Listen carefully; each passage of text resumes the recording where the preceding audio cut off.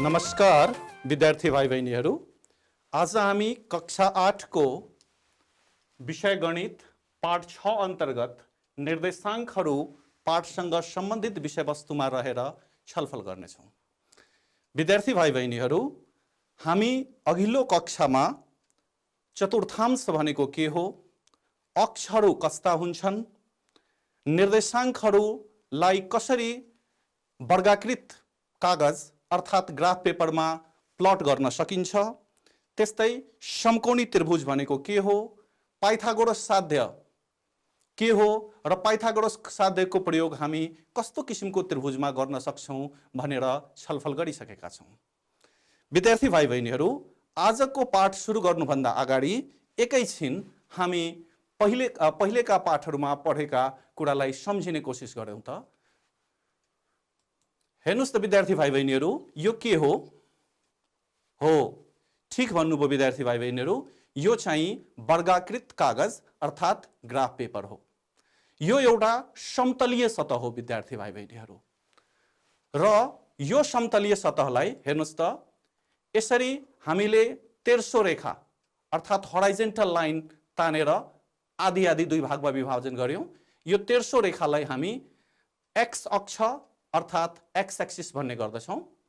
त्यस्तै हेरौँ त विद्यार्थी भाइ बहिनीहरू, यो ठाडो रेखा हो जसलाई हामी वाई अक्ष अर्थात् वाई एक्सिस भन्ने गर्दछौं। अब हेरौँ त विद्यार्थी भाइ बहिनीहरू, यो समतलीय सतह कति भागमा बाँडिएका छन् त?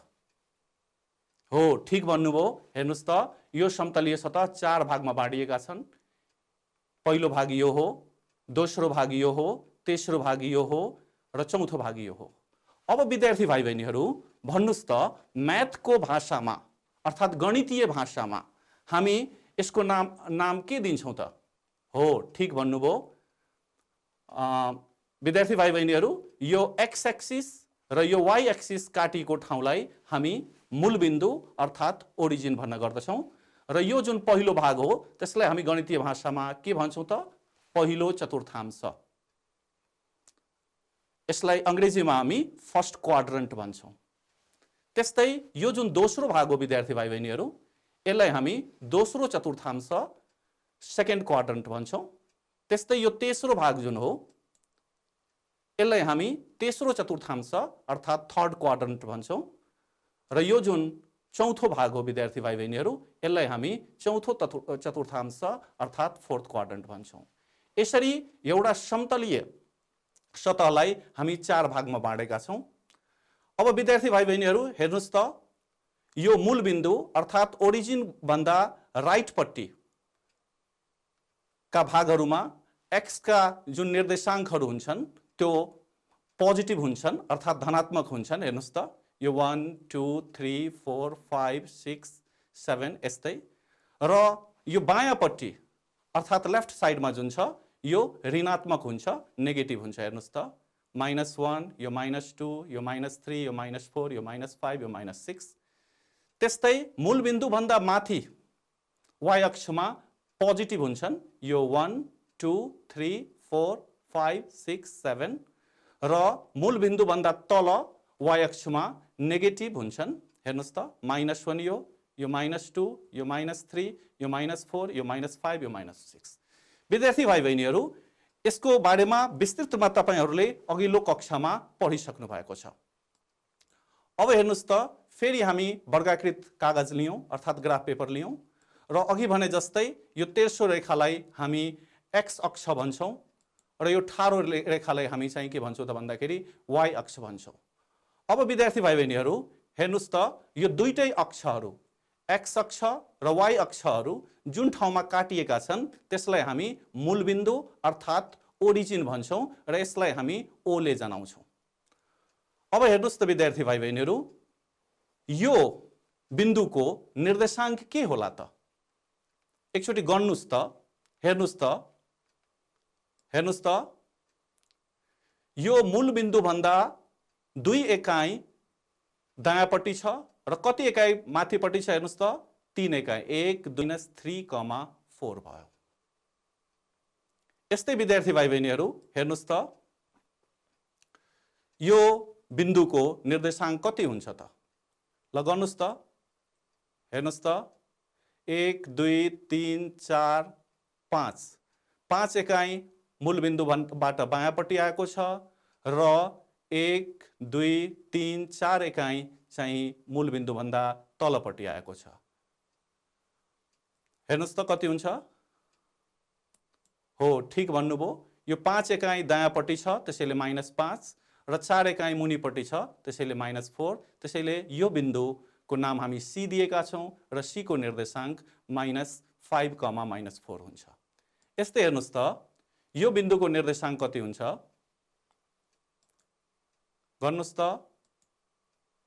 हो, अब गर्नुस् त, 1 2 3 4 5 5 एकाइ दायाँपट्टि छ र 1 2 3 4 5 एकाइ नै मुनिपट्टि छ र मुनिपट्टि y अक्ष ऋणात्मक हुन्छ अनि x अक्ष दायाँपट्टि चाहिँ धनात्मक हुन्छ। त्यसैले यसको कोअर्डिनेट्स के हुन्छ त? D5, -5। अब विद्यार्थी भाइ बहिनीहरूले यहाँ याद गर्नुभयो, पहिलो चतुर्थांशमा दुवै कोअर्डिनेट्स अर्थात् दुईटै निर्देशाङ्कहरू धनात्मक हुन्छन् भने सेकेन्ड क्वाड्रन्टमा हेर्नुस् त, x निर्देशाङ्क ऋणात्मक छ भने y निर्देशाङ्क चाहिँ धनात्मक छ। त्यस्तै थर्ड क्वाड्रन्टमा अर्थात् तेस्रो चतुर्थांशमा हेर्नुस् त, दुईटै निर्देशाङ्कहरू ऋणात्मक हुन्छन् र फोर्थ क्वाड्रन्ट अर्थात् चौथो चतुर्थांशमा हेर्नुस् त, x चाहिँ निर्देशाङ्क चाहिँ धनात्मक छ, y निर्देशाङ्क चाहिँ ऋणात्मक छ। यी कुराहरू पनि हामी अघिल्ला कक्षामा पढिसकेका थियौं विद्यार्थी भाइ बहिनीहरू। अब हामी अगाडि बढौं त विद्यार्थी भाइ बहिनीहरू। तपाईहरूले समकोण त्रिभुजको बारेमा धेरै कुराहरू पढिसक्नु भएको छ। एकचोटि सम्झिने कोसिस गर्नुस् त। हो, ठीक भन्नुभयो। एउटा कोण समकोण 90 डिग्री भएको त्रिभुजलाई हामी समकोण त्रिभुज भन्छौं। अनि समकोण त्रिभुज कस्तो हुन्छ त? हेर्नुस् त एकचोटि। हो, हेर्नुस् त, यो ABC एउटा समकोण त्रिभुज हो। यहाँ कुन कोण 90 डिग्रीको अर्थात् समकोण छ त? हो, यहाँ एंगल ABC अथवा एंगल B जुन छ त्यो के छ त? समकोण छ। अब अगाडि बढौं विद्यार्थी भाइ बहिनीहरू। पाइथागोरस साध्य सम्झिने कोसिस गर्नुस् त। एकचोटि हामी अघिल्लो कक्षामा पनि राम्रोसँग छलफल गरेका थियौं। पाइथागोरस साध्यलाई दुईटा तरिकाले हामीले प्रमाणित पनि गरेका थियौं। सम्झिने कोसिस गर्नुस् त। हो, ठीक भन्नुभयो। पाइथागोरस साध्य भनेको कुनै पनि समकोणी त्रिभुजमा लम्बको वर्ग र आधारको वर्गको योगफलसँग कर्णको वर्ग बराबर हुन्छ। विद्यार्थी भाइ बहिनीहरूले अघिल्लो कक्षामा पढिसक्नु भएको छ। यो एउटा समकोण त्रिभुज हो र अहिले पनि हामी छलफल गर्यौं। यो एउटा समकोण त्रिभुज हो र कुनै पनि समकोण त्रिभुजमा समकोणको जुन सम्मुख भुजा हुन्छ त्यसलाई हामी कर्ण अर्थात् हाइपोटेन्युज h ले जनाउँछौं। ठीक त्यस्तै सामान्यतया ठाडो समकोण त्रिभुजको जुन ठाडो भुजा हुन्छ सामान्यतया त्यो ठाडो भुजालाई हामी लम्ब अर्थात् परपेन्डिकुलरले जनाउँछौं। त्यस्तै यो जुन तेर्सो भुजा छ त्यसलाई आधार अर्थात् बेस B ले जनाउँछौं। विद्यार्थी भाइ बहिनीहरू, यो परपेन्डिकुलर र बेसको बारेमा हामी माथिल्लो क्लासमा पनि छलफल गर्नेछौं। यो दुईटा मध्ये पछि गएर जुनसुकै परपेन्डिकुलर र जुनसुकै बेस हुन सक्छ, तर सामान्यतया ठाडो भुजालाई हामी परपेन्डिकुलर अर्थात् लम्ब भन्छौं अनि तेर्सो भुजालाई हामी आधार अर्थात् बेस भन्छौं। यी सबै पढिसक्नु भएको छ। अब विद्यार्थी भाइ बहिनीहरू हेर्नुस् त, चित्रमा AB भनेको P हो अर्थात् परपेन्डिकुलर, BC भनेको B हो र AC भनेको हेर्नुस् त हाइपोटेन्युज H हो। त्यसो भए पाइथागोरस थ्योरम हामी के पढेका थियौं त? P² + B² = H², अर्थात् लम्बको वर्ग P² भनेको लम्बको वर्ग, B² भनेको आधारको वर्ग अनि यो प्लस भनेको यो दुईटाको योगफलसँग H² भनेको कर्णको वर्ग बराबर हुन्छ। विद्यार्थी भाइ बहिनीहरू, यी सबै कुराहरू हामी अघिल्लो कक्षामा छलफल गरेका थियौं र यसलाई हामीले छोटो रूपमा फेरि एकचोटि चर्चा गर्ने कोसिस गर्यौं। अब विद्यार्थी भाइ बहिनीहरू, आजको जुन मूल पाठ हो त्यसमा हामी दुई बिन्दुहरू बीचको दूरी निकाल्न जाँदैछौँ। विद्यार्थी भाइ बहिनीहरूलाई थाहा छ यो एक्स एक्सिस हो र यो वाई एक्सिस हो र यो एक्स एक्सिस र वाई एक्सिस जुन बिन्दुमा काट्छ त्यसलाई हामी मूल बिन्दु अर्थात् ओरिजिन भन्छौँ र यसलाई हामी ओ ले जनाउँछौँ। अब विद्यार्थी भाइ बहिनी हेर्नुस् त, हामी दुईवटा बिन्दुहरू यो ग्राफ पेपरमा दुईवटा बिन्दुहरू A 2,3 र B 6,6 लिन्छौँ र यो दुईटै बिन्दुलाई हामी जोडेर हेर्छौँ।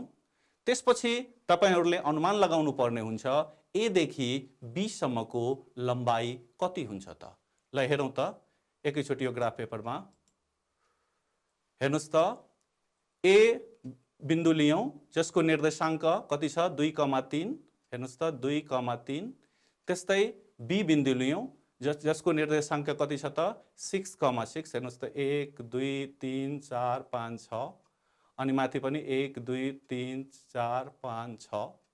अब यो दुईटै बिन्दुलाई जोडौँ त विद्यार्थी भाइ बहिनीहरू, यो एउटा सरल रेखा बन्यो। अब यो सरल रेखाको लम्बाई कति हुन्छ होला त? एकछिन सोच्नुस् त, के हामी यहाँ समकोण त्रिभुजको निर्माण गर्न सक्छौँ?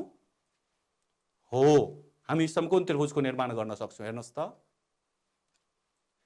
A बाट B सम्म जानको लागि हामीले कति एकाइ तेर्सो जानुपर्ने हुन्छ त? हेर्नुस् त 1 2 3 4 एकाइ तेर्सो जानुपर्ने हुन्छ। अनि कति एकाइ ठाडो जानुपर्ने हुन्छ त? त्यसो भए P बाट B मा जानको लागि कति एकाइ ठाडो जानुपर्ने हुन्छ? हेर्नुस् त 1 2 3। भन्नुको मिनिङ A बाट B सम्म पुग्नको लागि हामीले 4 एकाइ दायाँपट्टि र 3 एकाइ चाहिँ माथिपट्टि जानुपर्ने हुन्छ। र यो जुन हामी दायाँपट्टि गयौँ यसलाई हामी चाहिँ के भन्छौँ त? आधार। र यो जुन माथिपट्टि गयौँ त्यसलाई चाहिँ के भन्छौँ त? हामी लम्ब। त्यसो भए A देखि B सम्मको लम्बाई के हो त विद्यार्थी भाइ बहिनीहरू? यो चाहिँ कर्ण अर्थात् हाइपोटेन्युज हो, जुन हामी पाइथागोरस साध्य प्रयोग गरेर निकाल्न सक्छौँ। अब हेरौँ त, यो एउटा APB एउटा समकोणी त्रिभुज हो र पाइथागोरस साध्यले के भन्छ भन्दाखेरि हेर्नुस् त, कर्णको स्क्वायर, कर्ण यसमा कुन हो? हाम्रो AB को स्क्वायर इक्वल्स टु लम्बको स्क्वायर, लम्ब भन्नाले यो BP हो अर्थात् परपेन्डिकुलर, र आधार भन्नाले AP हो। त्यसैले पाइथागोरस थ्योरममा हामी के पढेका छौँ त? H square equals to P square plus B square, र यहाँ H भनेको AB हो अनि P भनेको परपेन्डिकुलर भनेको BP हो र बेस भनेको AP हो। त्यसैले हामीले यो प्रयोग गर्यौँ। AB स्क्वायर जस्ताको त्यस्तै राख्यौँ। अब A देखि BP जुन छ विद्यार्थी भाइ बहिनी हेर्नुहोस् त, BP कति एकाइ छ त? P बाट हामी अघि नै गरिसकेका थियौँ 3 एकाइ चाहिँ माथिपट्टि छ। त्यसैले BP चाहिँ कति भयो त विद्यार्थी भाइ बहिनीहरू? 3 भयो। अनि स्क्वायर छ भने स्क्वायर राख्यौँ। यस्तै A देखि P सम्म कति एकाइ छ त? अघि पनि हामी गरिसकेका थियौँ 1 2 3 4 एकाइ छ भने 4 भयो, 4 अनि स्क्वायर छ भनेर हामीले स्क्वायर दियौँ। AB square equals to 3 square भनेको 3 इन्टु 3 अर्थात् 9 हुन्छ। त्यस्तै 4 स्क्वायर भनेको विद्यार्थी भाइ बहिनीहरू 4 इन्टु 4 16 हुन्छ।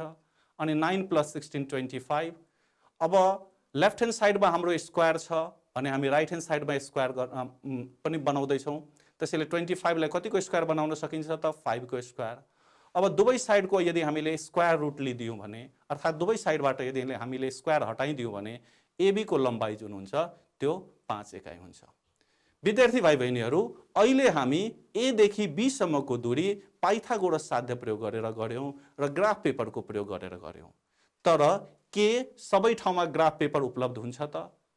के सबै पोइन्टलाई हामीले ग्राफ पेपरमा प्लट गर्नै पर्छ र? त्यस्तो जरुरी छैन विद्यार्थीहरू। त्यसैले अब दुई बिन्दुहरू बीचको दूरीको सूत्रलाई कसरी सामान्यीकरण गर्ने त? त्यो सामान्यीकरण गर्नतर्फ हामी लाग्दैछौँ। हेर्नुस् त, हामी यहाँ दुईटा बिन्दुहरू लिँदैछौँ, A x1 y1 र B x2 y2 दुईटा बिन्दु लिन्छौँ अघि जस्तै, र यो दुईटै बिन्दुलाई हामी जोड्छौँ। हेर्नुस् त, A x1 y1 B x2 y2 दुईटा बिन्दु लियौँ र यो दुईटै बिन्दुलाई हामी जोडौँ, जोडेर हेरौँ त। अघि जस्तै एउटा सरल रेखा एबी बन्यो। अब बिन्दु ए बाट यो एक्स एक्सिस भन्नुस् अर्थात् ओएक्स मा हामी लम्ब अर्थात् परपेन्डिकुलर तान्दैछौँ। हेर्नुस् त, एएम परपेन्डिकुलर तान्यो। त्यस्तै बिन्दु बी बाट पनि एक्स एक्सिस ओएक्स मा हामी लम्ब तान्दैछौँ। हेर्नुस् त, ठीक यही तरिकाले हामीले बिन्दु ए बाट अब बीएन मा पनि एउटा एपी लम्ब तान्दैछौँ। हेर्नुस्, अब हेर्नुस् त विद्यार्थी भाइ बहिनीहरू, अघि जस्तै यो एपीबी कस्तो त्रिभुज भयो त? हो, ठीक भन्नुभयो, एपीबी एउटा समकोण त्रिभुज भयो। अब यहाँ अघि हामीले पाइथागोरस साध्य प्रयोग गरेर ए देखि बी सम्मको बीचको दूरी निकालेको थियौँ। अहिले पनि हामी पाइथागोरस साध्य नै प्रयोग गर्छौँ। त्यसपछि यो सूत्रलाई हामी सामान्यीकरण गर्नतर्फ लाग्छौँ। हेर्नुस् त विद्यार्थी भाइ बहिनीहरू, अब ए देखि बी सम्मको दूरी निकाल्नलाई ए देखि बी त एबी त हाइपोटेन्युज हो विद्यार्थी भाइ बहिनीहरू। अनि हामीलाई थाहा छ पाइथागोरस साध्य प्रयोग गर्नको लागि समकोण त्रिभुजको तीनवटा भुजा परपेन्डिकुलर, बेस र हाइपोटेन्युज मध्ये कमसेकम दुईटा भुजाहरू हामीलाई थाहा हुनुपर्छ।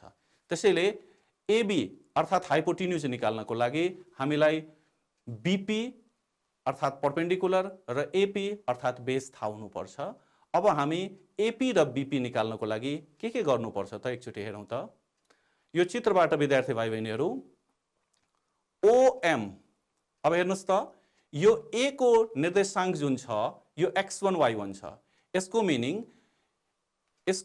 यो ओ बाट x1 एकाइ चाहिँ दायाँपट्टि आएको छ र y1 एकाइ चाहिँ माथिपट्टि गएको छ।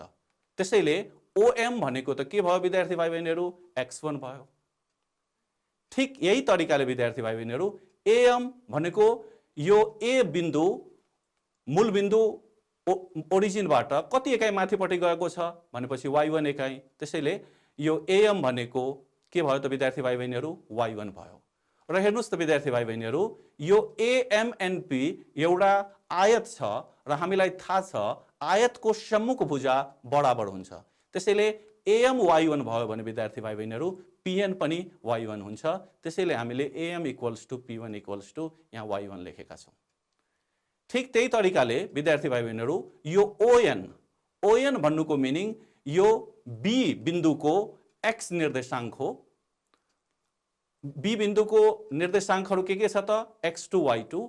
यसको अर्थ बी बिन्दु मूल बिन्दुबाट x2 एकाइ दायाँपट्टि र y2 एकाइ चाहिँ माथिपट्टि गएको छ। त्यसैले ओएन भनेको कति भयो विद्यार्थी भाइ बहिनीहरू? x2 र बीएन भनेको कति एकाइ माथिपट्टि गएको छ त ओरिजिनबाट भने भन्दाखेरि y2 एकाइ माथिपट्टि गएको छ। त्यसैले बीएन भनेको चाहिँ के भयो त? y2 भयो। अब विद्यार्थी भाइ बहिनी हेर्नुस् त, यो एमएन, एम देखि एन सम्मको दूरी निकाल्नको लागि हामीले ओ देखि एन सम्मको दूरी निकालिसकेका छौँ।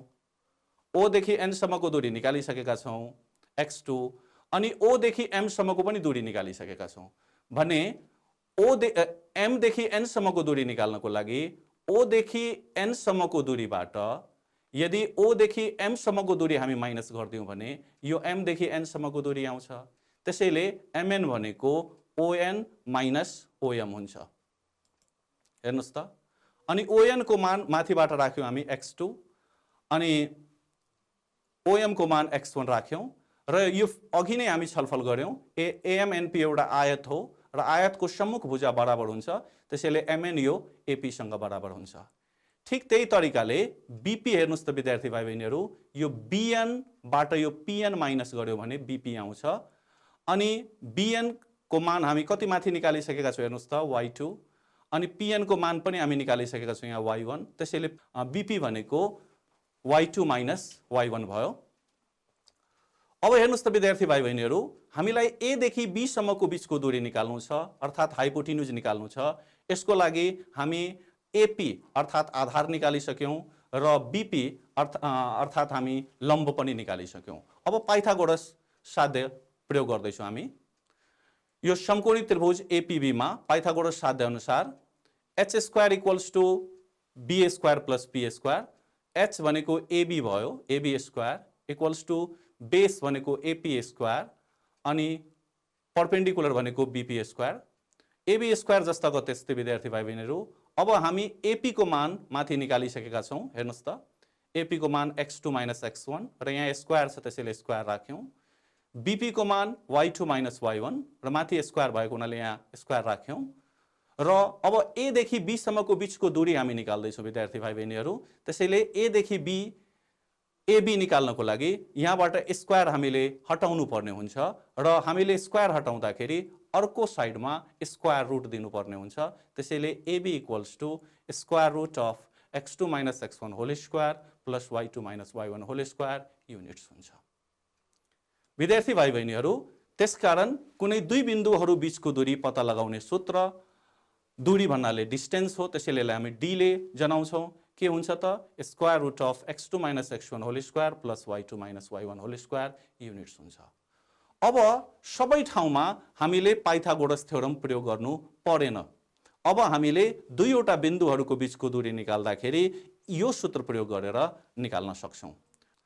अब विद्यार्थी भाइ बहिनीहरू, हामी हेरौँ त, यहाँ दुईटा बिन्दुहरू छन्। एउटा बिन्दु A4,4 र अर्को बिन्दु B8,7 र यो दुईटा बिन्दुहरूको बीचको दूरी हामीलाई पत्ता लगाउनु छ।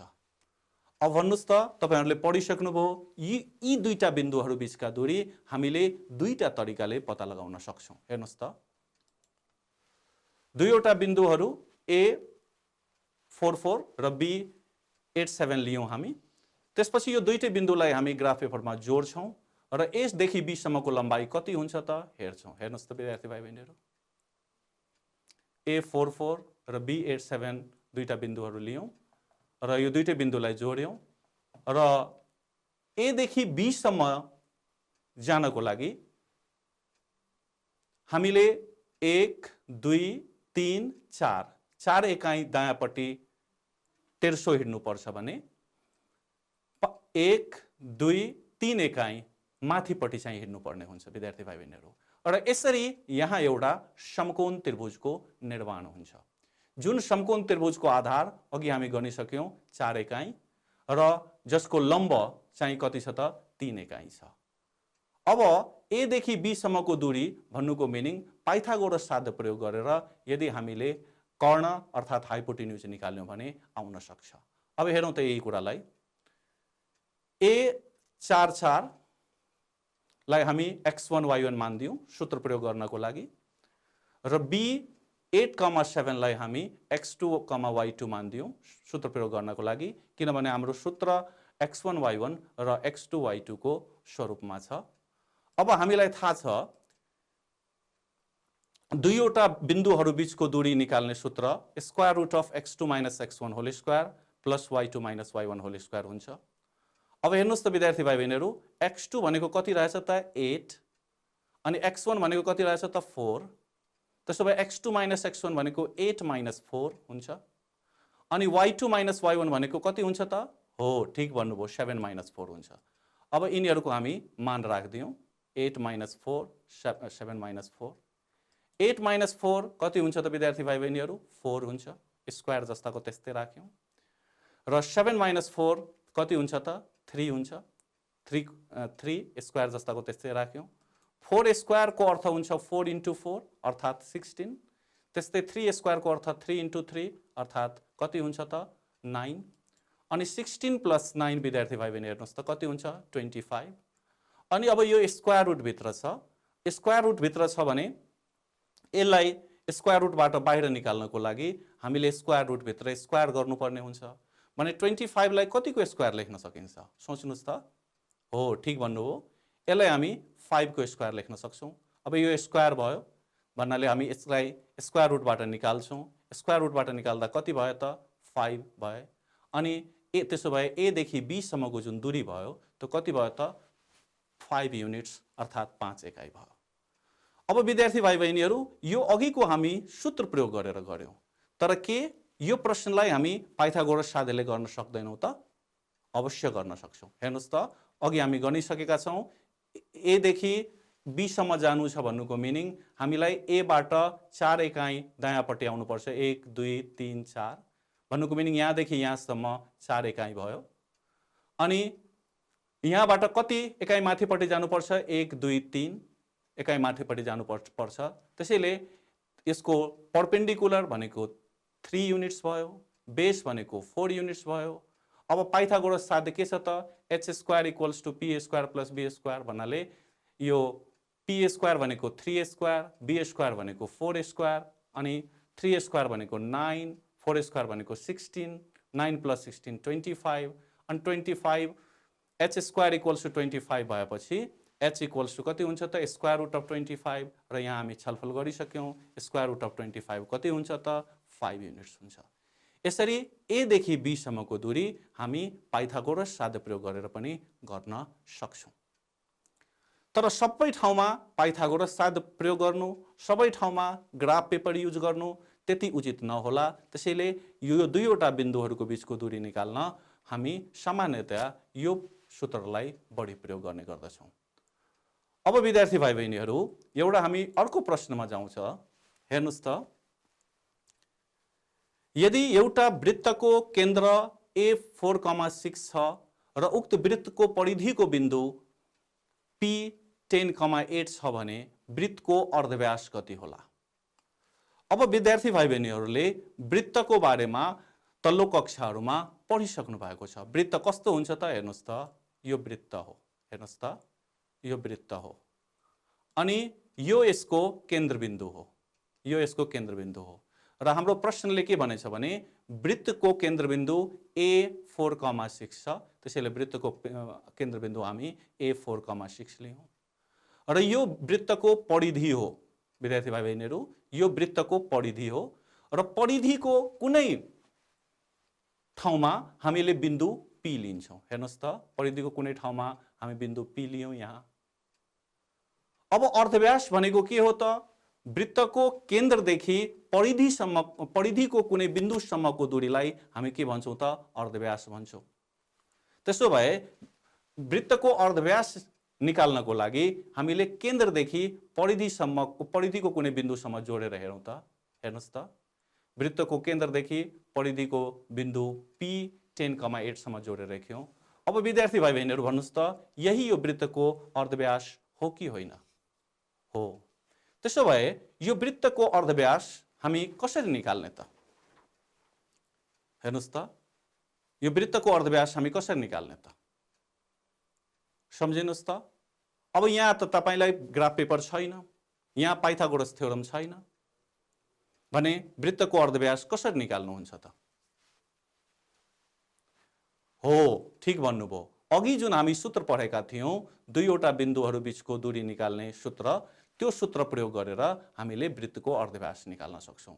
अनि त्यो सूत्र प्रयोग गर्नको लागि यो दुईवटा बिन्दुहरू मध्ये कुनै एउटा बिन्दुलाई हामी x1 y1 मान्छौं र जस्तो कि केन्द्र A4,6 लाई हामी x1 y1 मान्यौं। हेर्नुस् त, अनि P10,8 जुन परिधिको बिन्दु हो त्यसलाई हामी x2 y2 मान्छौं, किनभने हाम्रो सूत्र x1 y1 र x2 y2 को स्वरूपमा छ।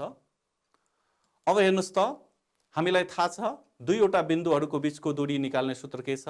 D = √(x2 - x1) + y2 - y1²।